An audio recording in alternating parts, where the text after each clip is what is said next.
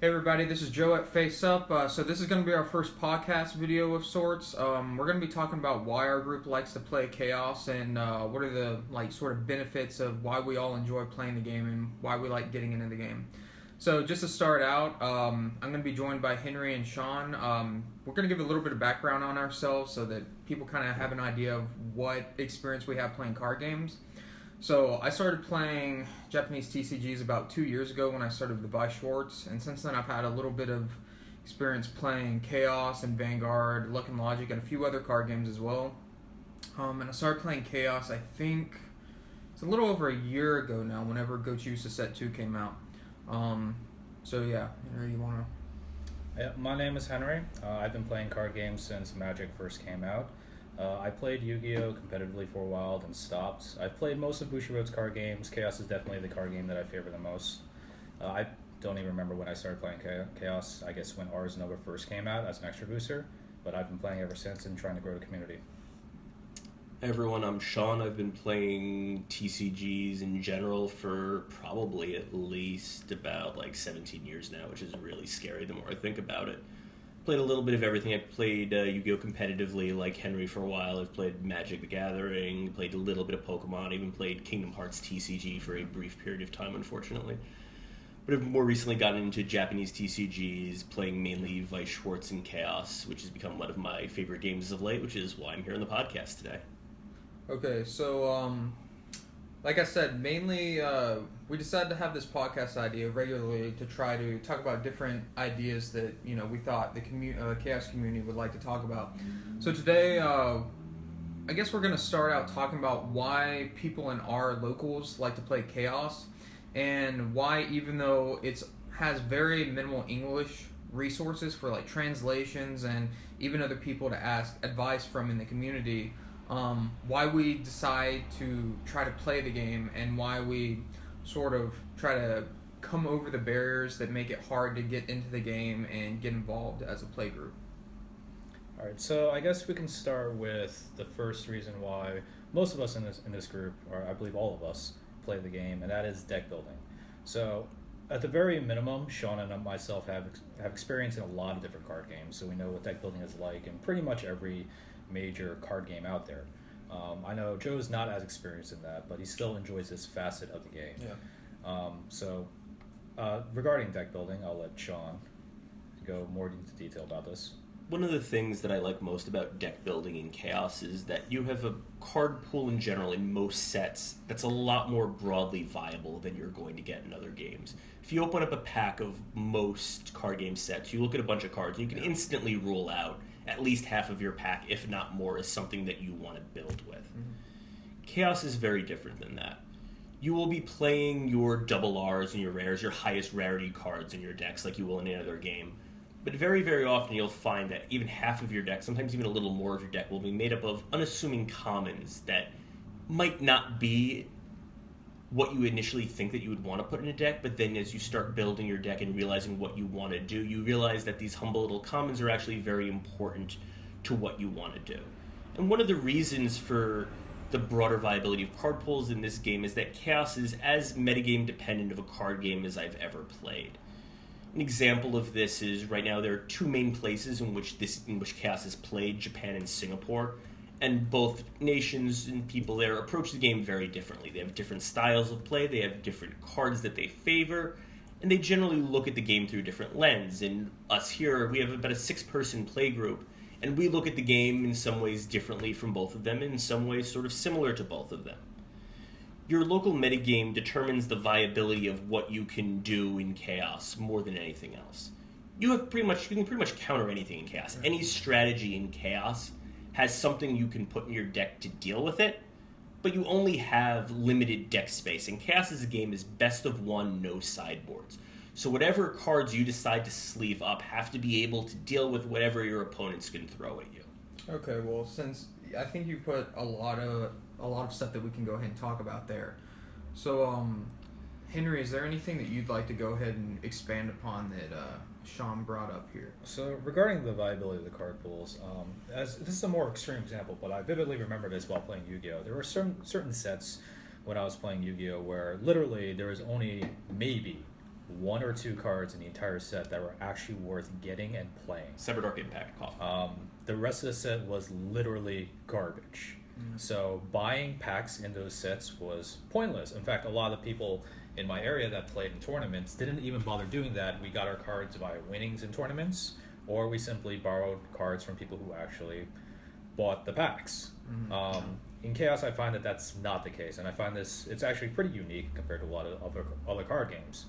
And this is kind of related to the meta dependent aspect of it, but another interesting thing about Chaos is that a lot of cards that, if you were to look at it through the spectrum of other card games, on the surface they may not appear that good in Chaos, but because of how they interact with other mechanics in the game and other cards within your deck, they're actually extremely useful and extremely important. A good example of this would be a card that can put one of your characters face up optionally when it comes on the board, and maybe has some type of draw engine effect. On the surface, especially because these types of cards typically have pretty poor stats, they may not look that good.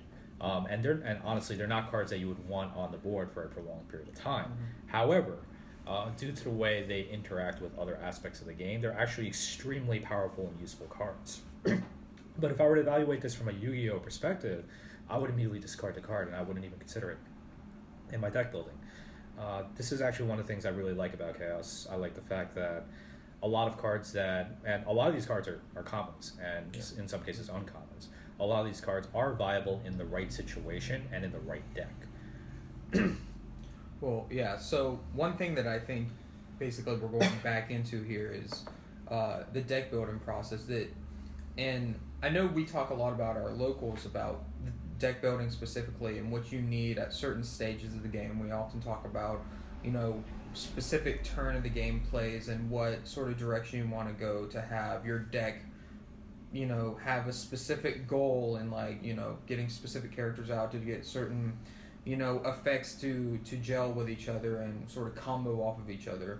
So, the fact that we have, cards like you said that have really simple effects are really just, I guess, vehicles, so to speak, to help other cards and other mechanics go really fluidly through the game. One of the keys, I think, is the way Chaos sets are designed that allows for this. If you think about a game like Magic the Gathering, you have so many cards that you're never going to play in a constructed deck, but that's okay because sets are designed with limited formats, draft and sealed in mind, too. Even in a game like Vice Schwartz, where they technically have a draft format, but no one really plays it, you have a lot of vanillas that are not meant to be necessarily played in serious competitive decks, but are for various waifu decks or just to pad out the numbers. Right. Chaos doesn't have that. Yeah. Pretty much any card in a Chaos set has a point. It has an objective. There is a reason that you could potentially want to put in your deck. And what that essentially means is that if you want to find a combination of 1 or 2 or 3 effects on a card, you're probably going to be able to combine 2 effects in a combination that you want to fill a spot in your deck building. So in a lot of other card games, I found myself frustrated because, all right, I want to have these many card slots that deal with this, but it just doesn't happen because that card doesn't exist. I find in Chaos, that mystical card that you're looking for is a lot more likely to exist, whether it's on a character or a set that gives you effects that you want on board at any given time. And so what that does is it opens up deck building dramatically because of the fact that many Chaos cards have multiple effects and have multiple uses in the course of a game. And even to the extent that multiple cards can have the exact same effect, but paired with different abilities that you might also like to use. Something that we were kind of hinting on that we did not expressly state is that one of the benefits of all this in terms of Chaos is that it's actually beneficial to buy boxes. Yes. Whereas in other card games, if you're looking at it purely from a cost-benefit point of view, you're actually better off buying singles and not boxes. Yeah. Chaos is an exception to that primarily because of how viable the card pool is, and also for another reason which I'm going to get into, and that is that in Chaos, it's actually very difficult to, I guess you could say, finalize a deck in terms of optimization. I find myself in Chaos going back to decks that I think are done and constantly tweaking them either because of shifts in our metagame, because new sets were introduced, or simply because I realized that in practical application, it's not as effective as I thought it would be on paper. And you could endlessly spend time just on a single deck. doing this over and over and over again. Whereas I find in other games, it's a lot more straightforward. In Yu-Gi-Oh, I remember in a lot of formats, I would identify what I would think is the best deck. I would play that deck, and perhaps with the exception of maybe possible tech in the deck, I wouldn't alter it for the rest of the format. And Chaos, I find myself never in that situation. I think to go back also to the boxes point, it also helps to buy boxes because it guarantees your access to product. Buying a number of boxes, the best way to guarantee that way you don't have to deal with a secondary market, which if you're used to playing Japanese TCGs like Weiss Schwartz, there are resources you can go to buy the cards, but then you never know if they'll be out of stock or what the prices will be. So buying boxes is generally a good way to make sure you have everything. And unlike a lot of other games, sort of as Henry was saying, it is beneficial and absolutely behooves you to have access to a lot of options at any given time. Just buying one deck, this is something we'll see sometimes on the Chaos community on Facebook, is people will be asking to buy a deck, and buying a deck is great. It's a good way to start, but depending on what your local metagame looks like, they may be able to completely invalidate your deck. And then if you don't have the other cards that you get from building up from a supply of boxes, you're not as easily able to adapt. And that's one of the biggest advantages of Chaos as a game, is that you can adapt pretty well to any given situation that you think may happen because of how flexible the card pools are. Well, and like Henry was saying about, he goes back and revises decks pretty frequently, or you generally do. You can do that, and you do that in Chaos. Is that when it comes to a card pool, if you wanted to buy a single deck in Chaos, it's actually not that good of an idea, because once you see that the deck does not play as well as you like, or that you need to change it for some reason, you're just going to have to go buy singles over again. So, it really is a benefit, as all three of us have already said, to have the extra card pools, or the extra, cards that you own, to be able to swap it right there, because you really never know what's going to happen until you actually start playing the deck. And something that we're sort of saying without saying is that Chaos is an eternal game. There's a ban list that is not very robust, but once you buy into a set, you can basically play and tweak that set as long as you own it. It's not going to rotate out of legality like you might in some other card games. It'll basically be Neo standard forever. I have three responses to what you guys have said. The first is that I'm going to talk about, which we have not talked about, is power creep. It's kind of what Sean was hinting at. Yeah. I find that Chaos has what I would call a normal power creep. If you buy a new set, unless the set was poorly designed or it was released right before a meta shift, generally speaking, you can get between 1 to 2 years out of that set. Now, obviously, over time, the power of that set's going to decrease, but as long as you're able to tweak the deck and other people are not playing super seriously with the sole intent of destroying you, then you should be able to get between 1 to 2 years out of that set without any real issues. Some other things. Some other benefits of buying boxes is that Chaos, for those who are not familiar with other Bushiroad type games or games that are like Chaos, like Precious Memories, is that you increase the odds of getting foils. And some of the foils in Chaos are very nice, but the premium foil that most people try to go for are stamped signatures by voice actresses or voice actors. In some cases, not even either of them. Yeah. But generally speaking, voice actors and voice actresses of famous seiyus from Japan. So for some people, that's highly valuable. They tend to be worth a lot of money, and that is something to consider. There was another point I wanted to make, which I just remembered it. Unlike some other card games, you don't necessarily need a playset of every card in Chaos. In fact, through my deck building experiences, I find that with certain exceptions, mostly character based, you actually don't want to play a playset of a lot of different cards in this game, particularly events. Sets a little more debatable. Extras, it depends. But generally speaking, if you don't have a playset of every card, that's fine.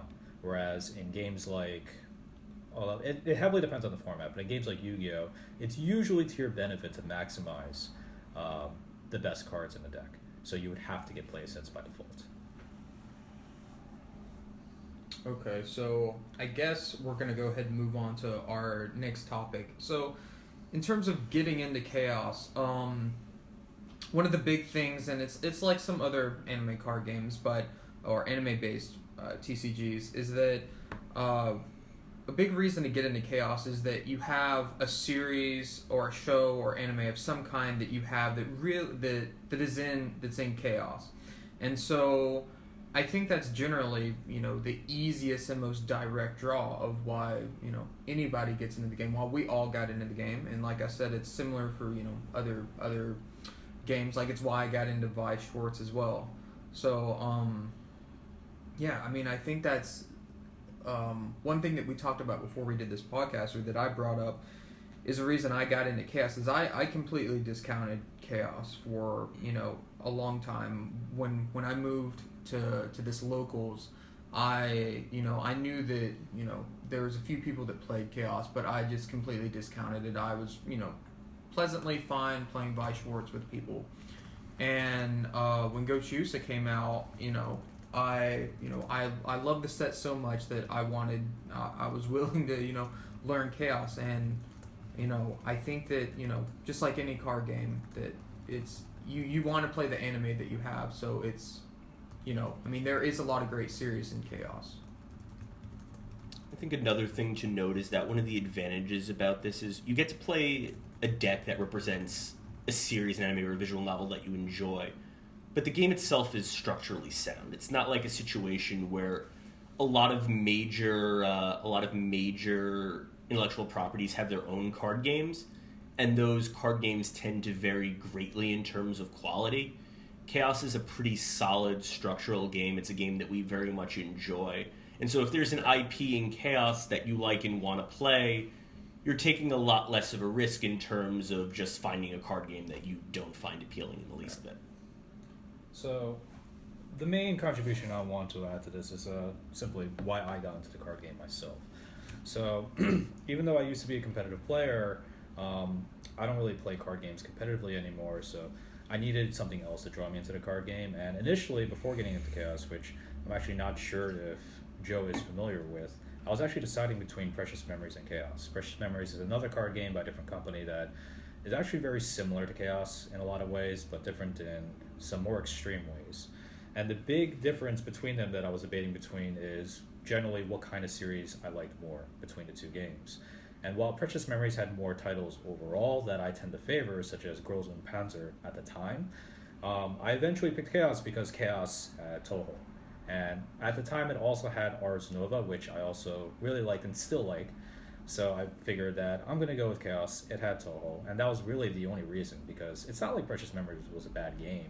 In fact, you can make the argument that Precious Memory is actually a more skill-based game than Chaos. But at the end of the day, I picked Chaos because it had Toho, and I really, really like Toho. I mean, that's really it. Yeah. I mean, for me, it was Danganronpa. I was already playing Vice Schwartz at this point. I was still technically at this point playing Magic. Already having 2 card games and taking on a third can be a little daunting. But once I found out that Danganronpa was in Chaos, that was what inspired me to learn the game. And then that's when you experience the other benefits of it, like the deck building things we talked about earlier. Is you need a spark to get into it. And usually I find that spark to get into a card game may have very, very little to do with the actual play of the game itself. I mean, when I got into Yu-Gi-Oh! A long time ago, it was because I watched the TV show with my sister, and my mother decided, hey, your sister wants to play this card game. Here, I'm going to get you a trial deck so I don't have to play this game with her. Here, you have fun. And it's how it starts. It's just something that you're interested in. And again, if not for Danganronpa, now there are other titles that came along later. Eiyusenki, for example, The Disappearance of Nagato Yuki-chan, things that I would have been interested in that might have lured me in at a later date. I can definitely say that it was initially Danganronpa and the idea of an appealing thing that I enjoyed that got me into Chaos to begin with and let me open my eyes to all the other benefits that the game had. Well, yeah, and I think that, to go back to what you were talking about, that it's a structurally sound game, so to speak, some people get into TCGs and because they have series that they like or something that they maybe they like an art if it's not based on anime, maybe if it's based on specifically, whatever the TCG sort of story is, whatever. That Chaos does have that. It does have such a well-designed game structure that you can come, so to speak, for the series that you like, but you also separately really enjoy playing the game itself. And I think that's the type of thing that it ends up leading you to play other series and sets in the game that you wouldn't necessarily normally play, because you really enjoy, testing out other game mechanics.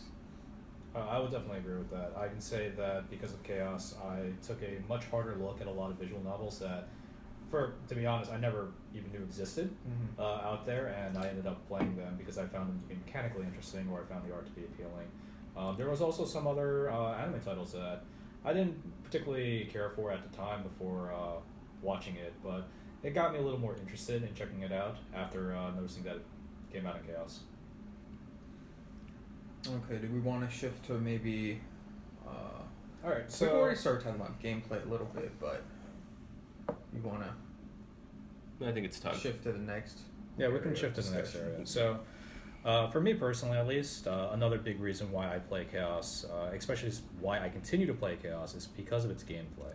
Now, when I refer to the gameplay, I'm talking about the actual mechanics of the game and the unique aspects of playing the game that exist in Chaos that you don't necessarily find in other games, or maybe you do find in other games, you take the best aspects of them and you incorporate it into Chaos. So the easiest way I like to describe how the game plays, for those who are not familiar, is that it's kind of like a mix of Yu-Gi-Oh! And Magic, for those who are familiar with both games, but I wouldn't necessarily say that it's better than either of them. I wouldn't necessarily say it's worse than either of them, but it does create a unique experience. Some people in our group like to call it simply it's a Magic clone. I don't agree with that, because I think there are pretty unique, there's pretty stark differences between Magic and Chaos. But there are a couple aspects of it that we're going to be talking about that make the game unique that we actually really like, which Sean will now go into one of them. I'll lead off here with the concept of the partner. Partner is very unique in my experience in TCGs. The only thing that's remotely comparable that I've experienced is the Commander format in Magic the Gathering. In Chaos, your partner is a character that you start with on the board. It has specific abilities that you can only use if you have it as your partner. It's basically what you build your deck around. And what that means is that you get to pick a character that you like, perhaps the character you like most, from this intellectual property that you very much enjoy. So it allows you to feel a very personal, customized sort of version of this is what I want to do in the game. And then once you've decided your partner, that also helps open up and help you make other deck building decisions. What is my partner's ability? How do I best maximize what my partner can do? How do I stop my opponent from being able to stop what I do? And all of those questions are things that you start answering once you make that initial decision of who you want your partner to be. I mean, we talked a little bit about some things we threw around just now. There are basically 4 types of cards, roughly. You have characters, you have events, which are kind of like spells in other games, and you have sets, which like equips. Yeah, kind of like equips. Yeah. But just something quick and basic to throw out, since I think we've thrown those terms around a little bit, just to quickly define them. They're the kinds of cards used in the game, and they're what you basically build your deck out of. But Henry is now going to talk about 4th kind of card that is one of the defining characteristics, sort of like the partner of Chaos, and something that I've never seen in any other card game, at least applied as it is in Chaos. So one of the unique aspects of Chaos, although it's very similar to something I'm going to be comparing it to, is the extra system. The extra system, you can think, if for those who have played Yu-Gi-Oh!, especially for those who have played Yu-Gi-Oh! In probably the last 5 years, it's very similar to the I don't even know what they call it anymore, but it used to be called like the Fusion deck in Yu-Gi-Oh! But the difference is that, unlike the Fusion deck, it kind of functions as both as like a field spell area as well as a way of bringing in characters from the extra deck that do not reside in your normal deck, as long as you meet the conditions. This can create a lot of interesting situations. It creates a completely different way of looking at the game in terms of how you can attack your opponent, how you can recover your board, in terms of how you can even set up your board. It can completely change how you build your deck because maybe you want to play some particular extras that are powerful. The other interesting thing about extras is that it kind of gives you that, I guess you could say, that toolbox effect where it can kind of make up for some of the deficiencies that your deck naturally has, and at least you have some type of answer to deal with. Now, unfortunately, the extra mechanic is actually one of the most convoluted mechanics in the game, and when teaching other people, it's actually one of the hardest things to explain to them in an efficient manner. But we made a video that kind of partially explained that, hopefully, and hopefully that can make the process a little bit easier for new players. I mean, yeah, I agree with the whole, not argument, but you saying that it's one of the more complicated issues in the game. I remember when I first got into the game, I sort of threw my extra deck together versus my regular deck that I tried, or the main deck that I actually tried. Having some sort of idea to make it cohesive, because I just didn't really understand how to make the extra deck interact. I mean, even to the extent that the first several games I played, I hardly touched the extra deck. But I think also to sort of go back to what we were talking about, why we like playing the game, why it's unique, that it's part of the gameplay experience that, like you guys said, is really unique. And in a way, it's the way I start looking at the extra deck now that I'm getting more familiar with the game is that it's not physically the same as your regular deck, but you sort of have to visualize it as part of your normal deck, as part of your normal game plan, so to speak. That once you start getting more familiar with it and being able to use it and deck build around it, sort of familiar is not the right word, but it just becomes normal, I guess, as playing with the main deck and the way you're interacting with it. They've opened up the design space in the extra deck a lot over the past couple of years, and one of the most important things to know about the extra deck is you are limited to 10 cards. So if you want to use some of the kind of field spell-like effects that Henry talked about, that leaves you less extras to put on your board and have good effects and recover your board. And with the way that's going now, every card you put in your extra deck is very important because you have such limited real estate in your extra deck. So it's creating a lot more interesting deck building decisions too, to go back to the first thing that we talked about. Between your regular deck and your extra deck, the possibilities that you have are almost limitless. Like, I imagine that if the three of us all took the same partner and we all built our decks, 50 card main deck, 10 card extra deck, I think that the three of our decks would look significantly different, especially in a more modern set that has a lot more options. And that's one of the things that, again, the breadth of the card pool and the customizability of decks in this game can really let you do, is have three people who can build the same partner in totally different ways, and those three ways may be each viable in their own way. Regarding extras, I'm going to add to what Sean and Joe have said. I've noticed that, and Joe kind of hinted at this, one of the biggest issues that new players have when playing ChaOS is that they don't properly utilize the extra deck, and in some cases they completely ignore the extra deck, despite my repeated warnings that you probably should consider what's in your extra deck, because it actually makes a very, very, very big difference in how the games play out, and more than likely the result of the game as well. It's difficult to consider if you're not really familiar with games that utilize systems like that, and there aren't that many that utilize it in a way that ChaOS does. So I can understand the frustrations. It doesn't help that the system itself is arguably the most convoluted aspect of the game. But once you do understand it, once you are able to think about it, I feel that it adds a lot of depth to the decision-making process, both playing the game and building decks for the game. The other thing I want to talk about regarding extras, and I kind of mentioned this before in the deck building aspect, is that the extra deck is something you have to consider when you're building decks. This is something that Joe talked about. But another thing that you have to consider that may not be as obvious is that you may play some cards in your deck just to utilize good extras. And that's something that I find most people don't consider when they're building decks, because they're primarily focused on the main deck, and they don't look at that extra deck as an extension of the main deck and what it can do. So there are situations where, especially when looking at like Japanese tournament card lists, you might be looking at why did they play this card in their deck? I don't understand, because the card in a vacuum by itself is not particularly good, and it's not something you would want on your board for a long period of time. But when you look a little bit deeper, when you look at how it interacts with the rest of the deck, and more specifically its extra deck, you can understand, okay, so they're playing it primarily because they want to bring out this extra, or because of how it interacts with the other cards. And I feel that that's a very interesting and unique aspect of ChaOS that I actually really enjoy myself.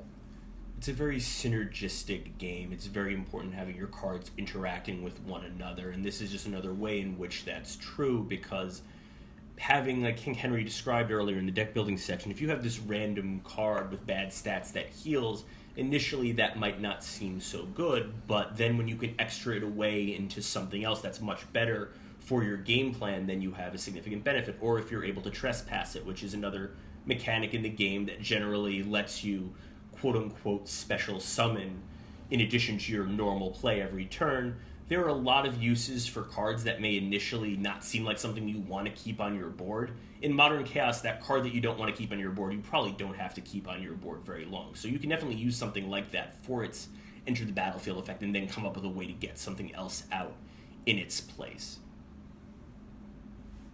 All right, with that being said, there is another very interesting aspect of Chaos, which actually I've never seen in any other card game. Yeah. And that's something that Sean will be talking about. Yeah, you can't actually destroy your opponent's characters in Chaos. You can put them face down through damage or through other card effects, but inevitably your opponent will have a way, probably eventually, to turn them face up, hence the name of the channel. But or even reverse and rest, I think, is important. Yeah, there's a bunch of other things you can do, but you can't actually destroy your opponent's character. It's not like you can play a Smashing Ground like this is Yu-Gi-Oh! Or a Doomblade like it's Magic and just destroy a character. Which leads to some interesting things that you have to keep in mind when you're playing. If your opponent is able to play a character that has an effect that's very bad for you, like let's say I have a deck that focuses on salvaging cards out of my graveyard to use later, and my opponent has a card that says, I can't do that. Now I have to figure out a way to put that character face down every turn, or I can't do what I want to in any given turn. So the fact that you can't destroy your opponent's characters actually increases strategic depth in a lot of ways, because you need to figure out, A, can I make my deck less reliant on this one thing? Or B, do I have a game plan to deal with the things my opponent can do to my stuff on turns when I need to be able to do this very important thing? To add on to that, I think there's two facets I want to highlight regarding that. The first is that the benefit, well, I'm not sure if you can call it a benefit, but one of the things that comes as a result of unable to kill your character is that it creates a more stable game board for both yourself and your opponent.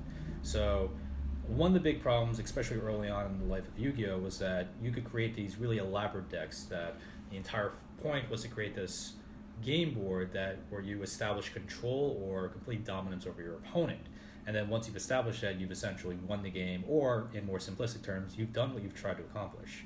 And but it's very easy, once you disrupt something like that, once you destroy that board, it's very hard to recover, and thus the rest of the game until you lose is pointless to play. In Chaos, that isn't really the case. You can go through the trouble of establishing your ideal game board, and while yes, it could be disabled for maybe a turn because of what your opponent decides to do, it's not like the game board disappears. The game board does become relevant the next turn, and it's something that you have to consider as you play the game. It's something you have to consider as you build decks. Another aspect that I want to bring into about not being able to kill characters, by the way, this includes the partner. The partner can't really die. And the partner can't actually be removed in any way whatsoever from the board, is that it does make it easier to have like these, I guess you could say, counterattack turns. Whereas in a game like Yu-Gi-Oh, at least earlier in the game's life, if you were to establish a board with a lot of resources into it, and your opponent is able to destroy this board, unless you were able to top deck into some really amazing cards, you've lost the game. There is nothing you could do about that. In Chaos, even though, yes, you can go through a pretty bad turn where they can essentially disable your entire board and then strike directly at you for damage, it is still possible for you to win the game. It's still possible for you to come back into the game, but not in a way that I feel is detrimental to the decision-making process. While, yes, there are some situations where, depending on what you draw and depending on how things play out, especially when it comes to the canceling system in the game, that you could get kind of screwed over as a result of this. But I find that situation doesn't happen nearly as often as it does in some other card games. I think just to talk about that a little bit further, the way you lose in Chaos is if you would take damage and there's no cards left in your deck. Any damage you take, let's say I take 5 damage, I mill the top 5 cards of my deck.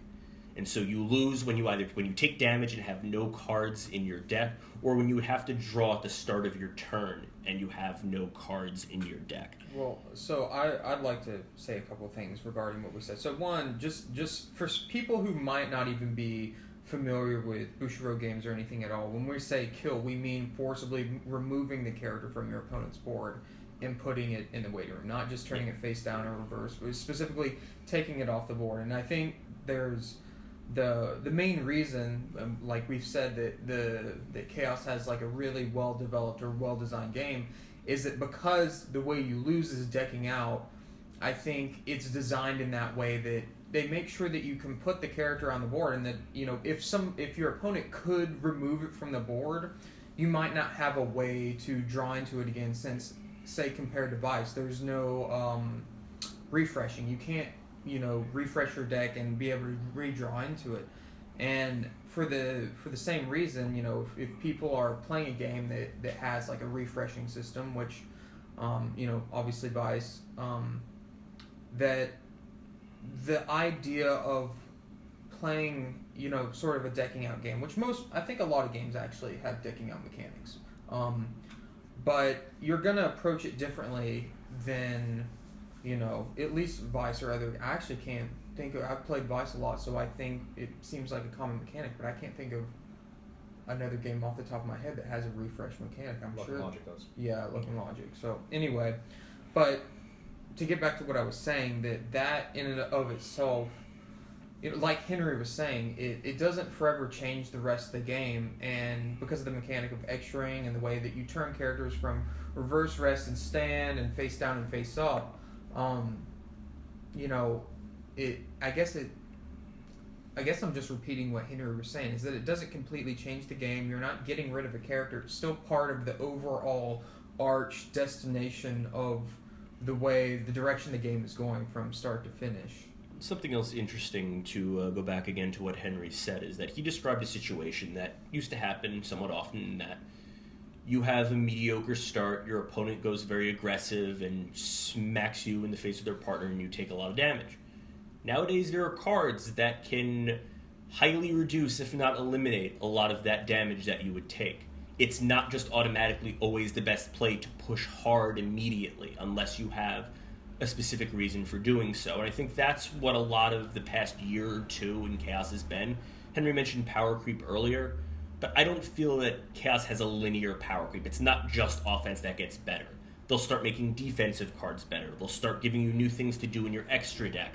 And what it really makes is a situation in which the right thing to do in one sort of metagame or one phase of the game's life cycle may not be the right thing to do 6 months from now, a year from now. And Chaos is a game that as you play it, you're constantly learning and constantly learning to adapt, which is one of the things that I think makes the gameplay interesting, because the Chaos that I played when I first got into the game with Danganronpa and Eiyu Senki is very different from the Chaos that I'm playing right now with sets like ReZero and I'm trying to build Magical Girl Raising Project. The game is still fundamentally the same, but a lot of the assumptions that you make have to change as you keep playing. And if you don't adapt, you're going to find yourself starting to lose more and more often. Adaptability is something that's very important in this game, and something that I enjoy about it, because I'm always learning, I'm always thinking, I'm always finding a new approach. Alright, so I have a couple things in response to what Sean and Joe said. The first is that, to clarify what Sean said regarding his comments on power creep, perhaps he was really trying to say is that the game, lately at least, has been growing horizontally instead of vertically. Whereas in a lot of other card games, and this is true even outside of card games, but in terms of how the game progresses from a power creep point of view, it's usually vertical. Like, the game just becomes progressively more powerful. If you want to think about this in more simplistic terms, if you're familiar with shonen-type shows like Dragon Ball Z, the typical progression of the show would be that once you defeat a villain in that series, the next arc will have a villain that's progressively more powerful, and thus the characters have to power up to match that power. Now, I don't want to go into tangent, but Dragon Ball Super has actually done something very interesting in regards to that lately. But anyway, that's not the point. Another point that I want to bring up in regards to what Sean has said is that, unlike a lot of other card games, in particular Yu-Gi-Oh!, in Chaos, because of how metagame dependent the game is, and I realize this is going back a little bit, but I feel it's important to say, unlike Yu-Gi-Oh!, where a lot of times you could take the best deck and you can go into pretty much any metagame and you could get consistent results with that deck, regardless of what that local metagame has developed into. That is not the case in Chaos. In Chaos, because of how metagame dependent it is, you could take a deck that has literally won Worlds, and then you can get destroyed in your local meta. This actually happened. The Japanese Byakuya deck that the Singapore group tested. Right, exactly. And I feel that that's a very interesting aspect of the game. I feel that that's something that a lot of people don't realize about the game, and I think it just goes to show that I wouldn't say like I'm not of the mindset that net decking is bad, but I am of the mindset that you should understand what you're doing, or at least try to understand what you're doing if you're going to take other people's ideas. So I think that chaos kind of forces you in that direction, and you don't really have a decision unless you just like to lose all the time. In which case, okay. Well, one other thing that I want to mention in regards to what Joe has said when he was talking about Vice Schwartz, chaos doesn't have a leveling type system, unlike Vice Schwartz. This is also true in games. You mean the other way around? Chaos has leveling up. No, I'm going to explain what I mean. Oh, okay. It's not what you guys are thinking. Okay, sorry. And this is actually kind of similar to Magic. It's not as similar in Yu-Gi-Oh, but it's kind of similar to Magic as well. In both Vice Schwartz and Magic, you kind of have to build up in order to play certain cards via resources or via the game board. In Vice Schwartz, you can't play level 1 cards with certain exceptions unless you're at level 1, and unless you also meet the color requirements. Conversely, in Magic, you can't play certain cards unless you have the mana to play those cards. And unless you're able to get that mana really early in the game, you just can't play it. Chaos is not like that. You can play, with certain exceptions, you can play pretty much any card you want at any point in the game. And I believe part of the reason for that is because of the fact that you lose and you take damage through your deck. So if they were to have that rigid hierarchy, natural progression type system, it wouldn't work in a game like Chaos, because it's possible that you literally wouldn't be able to do certain things depending on how the early game went, which I also think is a good thing in the game. Now, there are limits to that. There are some very powerful effects that can only be activated under certain conditions, which are usually at the late part of the game, because they could literally win you the game by themselves. But generally speaking, the rest of the game does not have that limitation. You have that kind of free-form expression of how you want to play the game. I think Joe is now going to talk about one of the other things that we like about the game. It's something similar to Vice, but I'll let Joe take it away from here. Yeah, so basically one thing that's really nice about Chaos is that, you don't need dice or a life point calculator or anything that, you would need to keep track of the game state. Everything is contained within the cards themselves. Like Sean said, like Vice, you level up and take damage with the cards. Same thing in Chaos. The cards go straight to the board. We mentioned they don't leave the board. Extra cards often go straight back into the extra deck. They don't go into the discard pile. And with the exception of, I guess like any card game, when you use the card, it's either gone to the waiting room or the backyard, which is out of play. You don't have to. You're not worrying about some some other type of way to keep track of the game state. It's all within the cards themselves.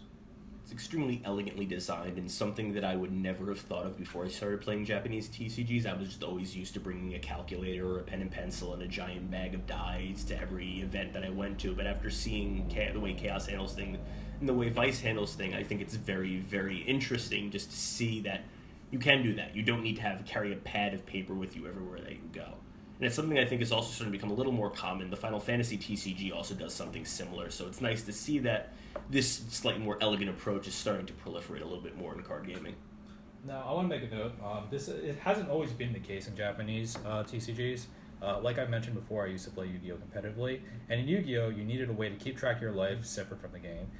Before they actually started printing them, you actually needed something to represent tokens in the game. You also needed something to potentially represent markers, and in some cases, you needed dice to keep track of how things were developing. And it just creates additional barriers and additional things that you have to bring when you want to play the game, especially at a tournament level.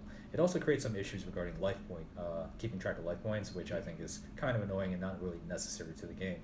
And that's one of the interesting things about Sean has mentioned. One of the things that makes Chaos elegant is that in order to play the game, all you need is the deck. As long as you have the deck, you can play the game. And your opponent just needs a deck as well, and you're fine. You're good to go. Of course, by the time you get far into the game, you'll have character sleeves and oversleeves in a playmat, but that's a topic for another time, I think. Well, I guess so. We've talked about a lot. Is there anything that anybody wants to summarize or add on at the last minute before we wrap this up? One of the purposes of this podcast, and indeed Face Up in general, is to try to reach out and help grow the Chaos community in America. I mean, we're a group of 6 people who play, and we are probably, we don't know this for sure, but we're operating under the assumption that we're one of the larger groups of Chaos players outside of Singapore, outside of Japan. We want this podcast to speak to everyone out there who's interested in the game or who is playing the game, maybe in groups of 2 or 3 people throughout pretty much the rest of the world. And this is hopefully one day we'll all get to play and see how everyone's deck building style works, because again, the meta-based nature of the game and how the game works, it'd be very interesting to get to play against more Chaos players. Right. Another thing I want to add to that is that for those who already do play the game and are already familiar with the game, there's still value in listening to what we have to say, because we are going to cover some aspects of the game that may interest you. We may talk about some decks, or rather some sets that come out, some particular cards in the set. There may be some deck building questions within our podcasts as well. So this isn't just for those who are just looking to get into the game and those who are not familiar with the game. There's a little bit of something for everyone. Okay, well, anyway, it's been Sean, Henry, and Joe, me here at Face Up, so thank you guys for listening. Until next time.